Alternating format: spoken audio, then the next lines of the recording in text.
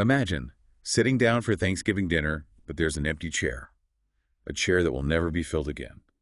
For the family of Deianne Warner, that empty chair represents a void that's stretched on for over 2 years. Today we're going to take a deep dive into this perplexing case and the recent developments that have brought a mix of relief and renewed heartbreak. Deianne Warner, a 52-year-old grandmother, vanished from her Michigan home in 2022, leaving behind a family desperately clinging to hope and searching for answers. It's a story that unfortunately we hear all too often, but the details of this case are particularly chilling. What was initially a missing persons case has taken a dramatic turn with the arrest of Deianne's husband, Dale Warner.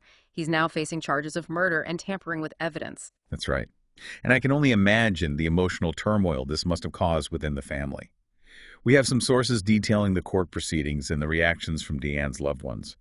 Her brother, Greg Hardy, was present in the courtroom during Dale Warner's arraignment, and his words really convey the conflicting emotions at play. Relief that there's finally some movement in the case, but also the gut-wrenching reality that someone you know, a family member, is the prime suspect. The arraignment itself was a stark and somber event.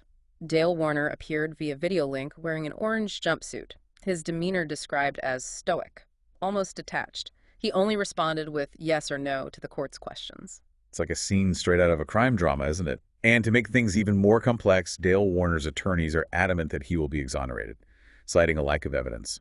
But if you've been following this case, you know that the investigation has been anything but straightforward. Absolutely. The police have repeatedly searched Dale Warner's property. We're talking thousands of acres, even bringing in cadaver dogs. Initially, their efforts were fruitless. No body was found. It seemed like the mystery surrounding Deianne's disappearance would linger on indefinitely. Right. But this is where the case takes a truly heartbreaking turn. More than 3 years after Deianne vanished, a grim discovery was made on Dale Warner's property. In August 2024, human remains were found sealed inside an old fertilizer tank. The news sent shockwaves through the community and beyond. It was the development that everyone had dreaded, the confirmation of their worst fears. And tragically, those remains were positively identified as Deianne Warner. Her death was officially ruled a homicide. It's a stark reminder that darkness can lurk even in the places we consider safe, within the supposed sanctuary of one's own home.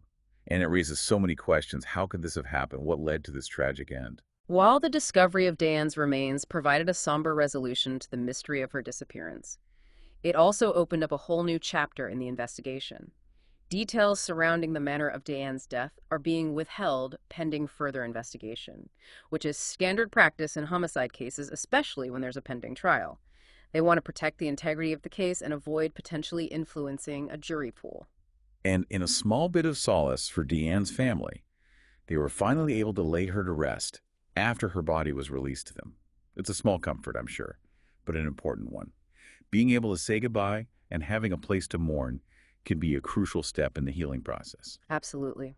But as we delve deeper into this case, the question that keeps coming back to me is, what would true justice look like for Deianne and her family? That's a question that we'll continue to explore as we examine the available evidence and the ongoing legal proceedings. And remember, folks, if you're as fascinated by true crime as we are, make sure to subscribe to The Deep Dive for more in-depth explorations of intriguing and often heart-wrenching stories. It's crucial to remember that Dale Warner is currently in custody with a $15 million bond and has pleaded not guilty to the charges against him. The legal battle is just beginning, and the outcome is far from certain. But as we examine the details of this case, I'm particularly struck by the timing of Deianne's disappearance, right before Thanksgiving. Yes, that detail really adds another layer of tragedy to this whole story. Thanksgiving, a time for family, togetherness, and gratitude.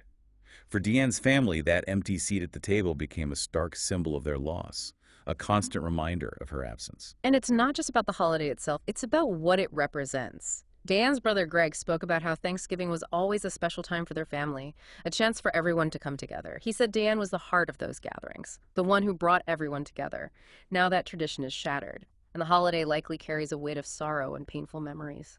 It's heartbreaking to think about the family gathered for Thanksgiving, that empty chair serving as a silent indictment of the tragedy that had befallen them.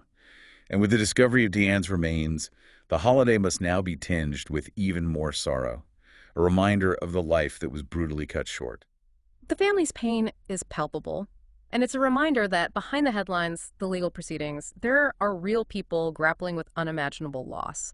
The fact that this happened right before a holiday amplifies that pain, making the absence even more profound. And it makes you wonder, what does justice truly look like in a case like this? Is it the arrest, Hmm. the trial, or is it something more profound, something that transcends the legal system? That's a question that goes beyond this particular case. When a life is taken, especially in such a violent and mysterious way, how do we even begin to measure or define justice? It's not just about punishment, it's about accountability, about understanding, and for the family, it's about finding some semblance of peace and closure. Going back to the investigation, it's intriguing how initially the police were unable to find Deanne's body, despite extensive searches of Dale Warner's vast property. They even brought in cadaver dogs, but it came up empty. Yes, that initial lack of evidence is a key aspect of this case. It makes you wonder, was the reliance on cadaver dogs a misstep? Were there other forensic techniques that could have been employed earlier on? And what about the fertilizer tank?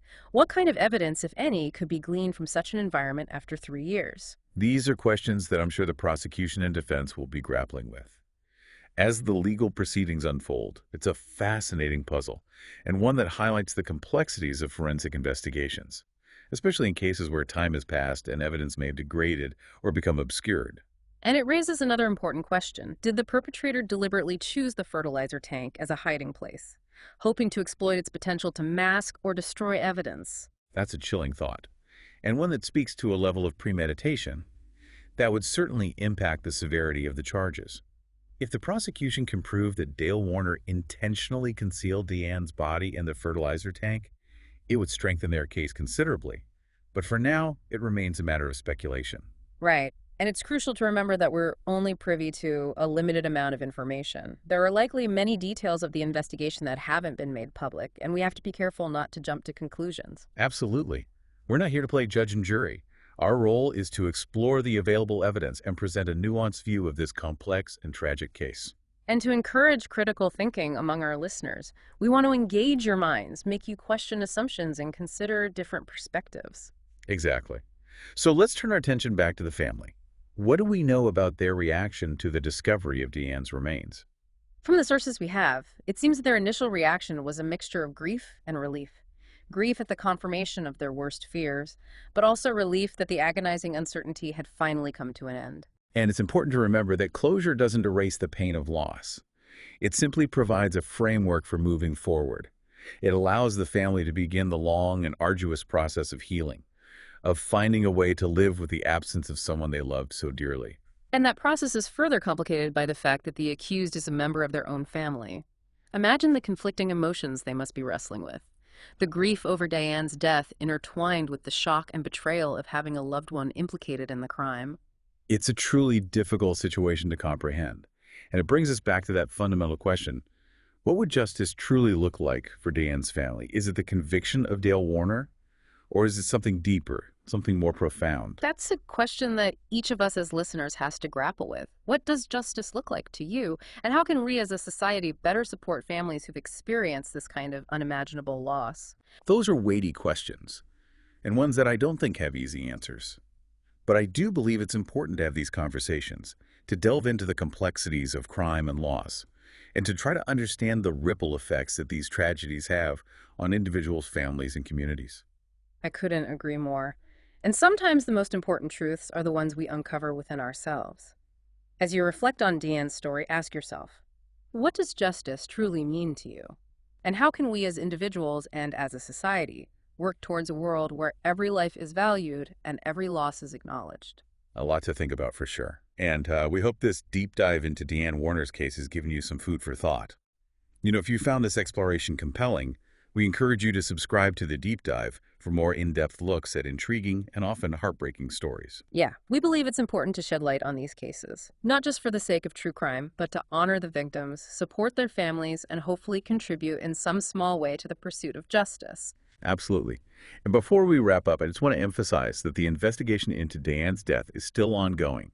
The Michigan State Police are encouraging anyone with information, no matter how seemingly insignificant, to come forward. Right, you never know. Even the smallest detail could be the missing piece of the puzzle that helps investigators piece together the full story of what happened to Deianne.